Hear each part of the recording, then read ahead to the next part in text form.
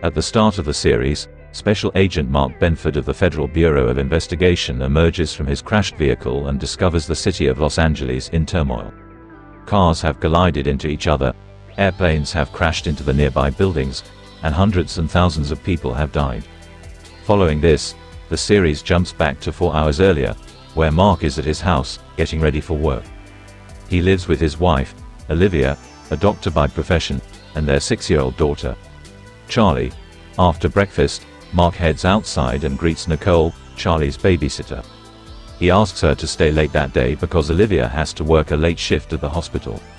Nicole takes this as the perfect opportunity to have some alone time, so she accepts. Meanwhile, Olivia tries to call Bryce Varley, a fellow doctor, but he doesn't pick up. It turns out that he has not reported to work since a few days. We are then taken to a pier, where Bryce is casually strolling around. As he observes the nearby people enjoying themselves, he pulls out a handgun from his bag. On the other hand, Mark is attending an Alcoholics Anonymous meeting where Aaron Stark, a friend of Mark's, is giving a speech. He describes how his Marine daughter Tracy died in Afghanistan, and how his wife divorced him when he needed her the most. After the meeting, Mark tells his friend to move on and find a girl, and the latter reluctantly agrees. Later, Mark joins his partner Demirti in surveilling an unnamed woman. Demirti takes pictures of her as she shakes hands with her accomplices. Shortly after, the unidentified woman and her accomplices get into a black vehicle and prepare to leave. Seeing this, Mark radios his boss Stanford Wedek and a fellow FBI agent Janice Hawk to prepare for mobile surveillance. Unfortunately, the vehicle's occupants become aware that they are being pursued and make an effort to flee. Mark and Demirti immediately go after the vehicle, resulting in a high-speed chase through the streets of Los Angeles. But before the bad guys are caught, suddenly, the world goes into a blackout. In this period, everyone loses consciousness and sees a glimpse of their future. Mark sees that he is alone and stressed out at night in his office. He writes down, "Who else knows?" on a page-a-day calendar, posts stuff on a bulletin board, and drinks some alcohol. The day is April 29, 2010, according to the calendar. As red laser light pierces the darkness of Mark's office, masked men enter the room and look for Mark because he knows too much about the global outage. In the present, everything has been devastated. For 2 minutes and 17 seconds, everyone on the Earth went unconscious.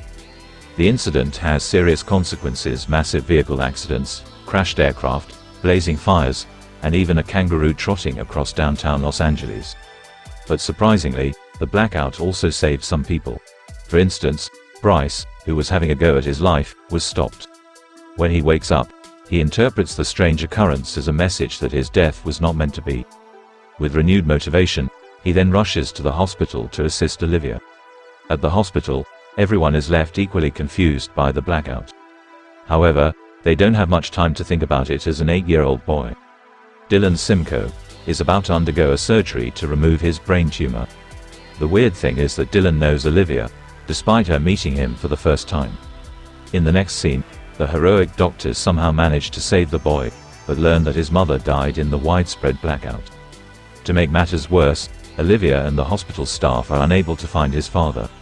Elsewhere, at the FBI headquarters, Mark and Demirti bring in the woman they were chasing after when the blackout occurred. They try to interrogate her, but the woman claims that she has nothing to do with what happened. Later, as all the FBI agents are in a meeting, Mark shares the specifics of his blackout vision. He claims to have experienced a flash, but it wasn't from the past, but from the future. Hence, they give it the name, flashforward. Hearing this, the other FBI agents also reveal that they experienced the same phenomenon. It turns out that everyone had flashes of events that have not yet occurred. It gets weirder here. All the flashes took place on the 29th of April, 2010, 6 months from now. While everyone is busy explaining their flashes, Demirti is concerned because he did not have one. He wonders if that is because, 6 months from now, he will be dead. On the other hand, Janice reveals that she saw herself 17 weeks pregnant, which is odd because she doesn't even have a boyfriend. Then, Mark mentions that in his vision, he was investigating the cause of the flash-forward. Hearing this, his boss, Wedek, assigns him, Demirti, and Janice to investigate the case. To kickstart their investigation, Janice wants to create a website so people from around the world can post their visions. This way, they can search for patterns that are similar and research about them. Later in his office, Demirti helps Mark put together his visions so that they can get a lead. Mark reveals that in his flash, he saw that the name of the investigation was Mosaic. The name, D. Gibbons, was written on a note card. There were also some photographs, one of an old man, and one of a doll that was burned with a bullet casing nearby. The words, Blue Hand, were written on another note.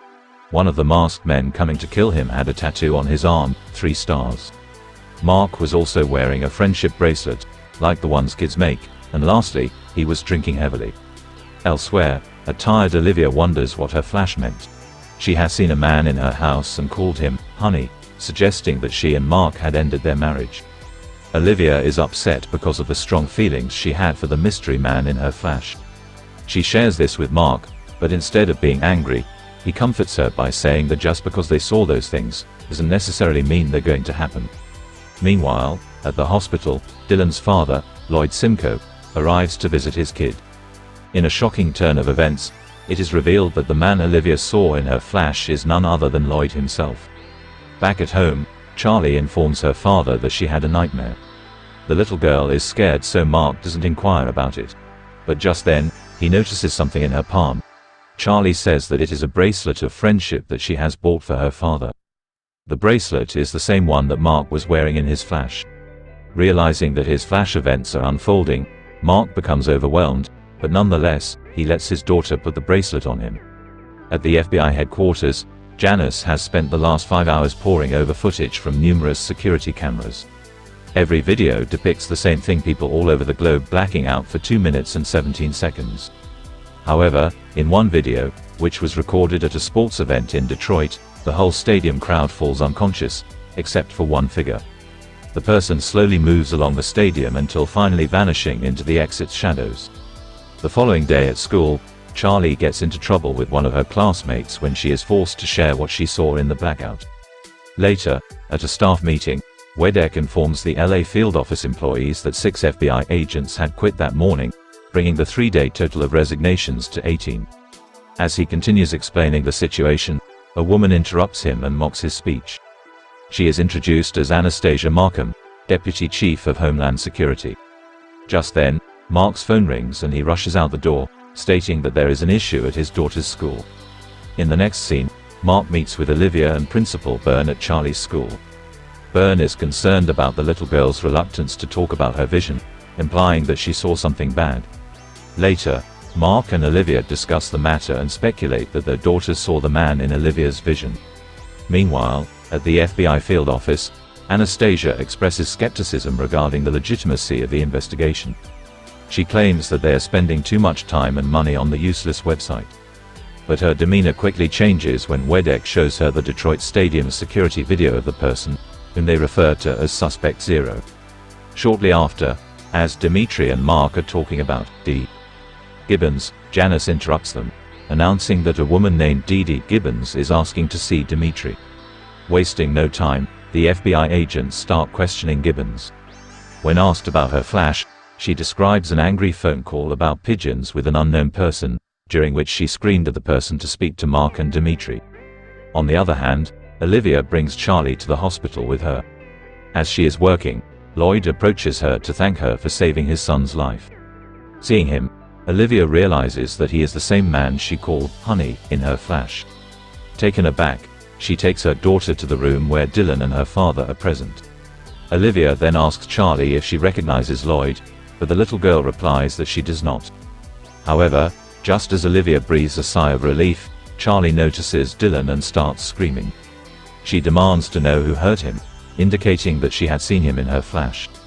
Back at the field office, Janice reports that the only interesting information she could find on Gibbons was that her credit card was used twice within minutes to make purchases in Virginia and Utah. Demirti believes that a cloned card was used by someone else. Just then, Wedek remembers what Gibbons said earlier. She used the word pigeon a lot of times in her flash. Realizing that the word may be of significant importance, Janik searches for the term and discovers a place called Pigeon in Utah. As the discussion is going on, Mark sees his wife in the hallway and excuses himself. Olivia tells Mark about their daughter's reaction to seeing Dylan and about meeting the man she saw in her flash. As expected, Mark is devastated to hear this, as his worst fears are starting to come true. He tries to inquire further, but just then, Demirti interrupts them with an important lead. It turns out that Gibbons' clone credit card has just been used to buy a bus ticket out of Pigeon, Utah. Later, Mark and Demirti reach Pigeon to meet with Sheriff Keegan, a local officer. The FBI and the Pigeon Sheriff's Department have staked out the local bus station in the hopes of catching whoever cloned Gibbons' credit card, believing she is the right D. Gibbons. However, the bus departs after dark, with no passengers in it, much to the dismay of the group. But as they are about to leave the scene, they spot an abandoned doll factory, which Mark connects with the photograph of the doll he saw in his flash. Because of this clue, the group breaks into the factory and sees a shadow on the move. Unfortunately, while pursuing it, Mark sets off a booby trap and causes some of the hanging dolls to bounce around. Soon, they enter a room and find a strange man holding 2 lighters, surrounded by computer equipment. He drops the lighters and they erupt in flames. The man then shoots Sheriff Keegan, killing her on the spot. Mark and Demirti fire back, but the mysterious man escapes and releases some grenades, setting off an explosion. In the aftermath of the incident, investigators discover a cell phone and the White Queen chess piece. They believe that the mysterious man is a heavy-duty computer hacker. Later, the FBI agents discover that the cell phone discovered at the doll factory made a phone call during the blackout. The call was made to someone at the same stadium where Suspect Zero was, indicating that they both are connected. As Demirti is leaving the FBI building, he receives an anonymous phone call from a woman, claiming that in her flash, she was in an intelligence briefing where she learned that Demirti will be murdered on March 15, 2010. She further tells him that he will be shot 3 times before abruptly ending the call. Shocked, Demirti tries calling her back, but her number is unavailable. At home, Mark checks in on Charlie, who is awake. She tells him that she got into trouble in school because she was afraid of what she saw in her flash. When Mark asks what she saw, she responds, D. Gibbons is a bad man. The next day, FBI agents discover a report about Rudolf Geyer, a convicted Nazi imprisoned in Quail, Germany, who has requested a meeting with Mark. The whole department is confused why an old man from another country would ask for Mark, and they look into his file. Lo and behold, he turns out to be the same man that Mark was investigating in his flash. Because of this revelation, Wedek orders Mark and Janice to head to Germany and interrogate Geyer. Next, Demirti's fiancée, Zoe, arrives from Seattle and the two proceed to a motel. While lying in bed, they discuss their visions and future. Demirti is taken aback when he learns that Zoe's flash was at their wedding and that he was allegedly in it. With a heavy heart, he lies that he also witnessed the same event. At the hospital, Olivia has lunch with her friend, Felicia, where they talk about their husbands and what they saw in the flash. Felicia is the wife of Stan, one of the FBI's top officers, and a good friend of Mark. She claims to have seen a young boy, a Tav, whom she had never seen before, living at her home and addressing her as Mom. Elsewhere, Mark and Janice arrive at the German prison where Geyer is being held and, along with the warden and Geyer's attorney, begin questioning him. Surprisingly, the old man demands that he be released from prison and allowed to settle in America with his charges dropped in exchange for information.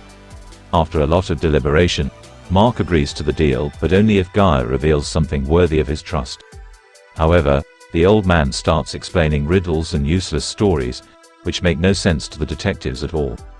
Enraged, Mark gives Geyer one last chance to be useful, and the latter finally starts describing his flash. He says that he was returning to America and at an airport, he was speaking with a customs official, Jerome Murphy.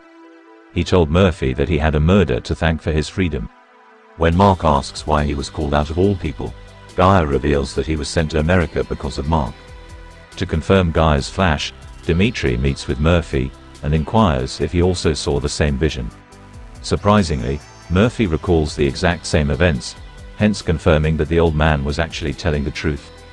Back in Germany, Mark promises Geyer his freedom and asks him to explain everything else that he knows.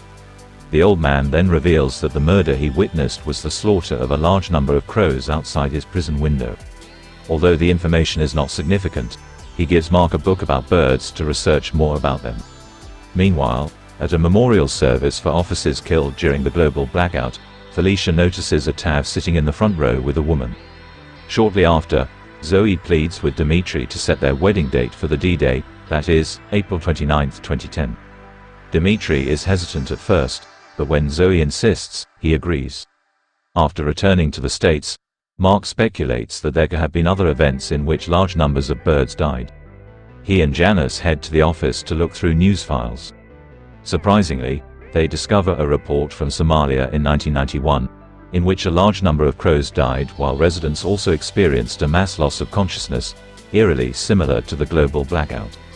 The series then shows a flashback to 1991 in the Ganwal region of Somalia, where a young boy is seen herding a group of goats. Moments later, he sees a large number of crows flocking around him. To his surprise, all the crows suddenly drop to the ground. Panicked, he quickly runs over the hill to see his village, only to find a large number of unconscious people on the ground. The episode ends as a large aircraft in the center of the village appears to be emitting some form of smoke.